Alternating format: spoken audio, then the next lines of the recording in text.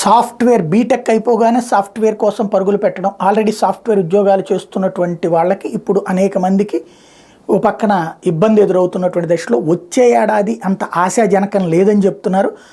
ఈ రంగ అభివృద్ధి 3-5% ఉండొచ్చు అని చెప్తున్నారు. 2022-23 ఆర్థిక సంవత్సరం మొదటి 9 నెలల్లో ఇక్రా పరిశీలన ప్రకారం ఐటీ కంపెనీలు 9.2% వృద్ధి నమోదు. దీంతో పోలిస్తే ప్రస్తుత ఆర్థిక సంవత్సరం 23-24లో మొదటి 9 నెలల్లో కేవలం 2% వృద్ధి కనిపించింది. అమెరికా నుంచి ప్రాజెక్టులు తగ్గిపోవడం ఇందుకు కారణం. కోవిడ్ పరిణామాల తర్వాత వినియోగదారుల అవసరాలు ప్రాధాన్యాలు బాగా మారినాయి. దీనికి తగ్గట్టుగా టెక్నాలజీ వినియోగం ప్రాజెక్టుల రూపకల్పన జరుగుతుంది. విస్తృత పరిశోధనలు అభివృద్ధి కార్యకలాపాల ద్వారా ఐటీ ప్రాజెక్టులను కొత్తగా రూపొందించాల్సి వస్తుంది. ఈ మొత్తం వ్యవహారంలో ఐటీ కంపెనీల లాభాలు కొంత తగ్గుతున్నాయి. దీంతో ఖాళీల భర్తీ తక్కువ జరిగేటటువంటి అవకాశం ఉంది అన్నటువంటి విషయం. ఇది ఒకంత విషాదం.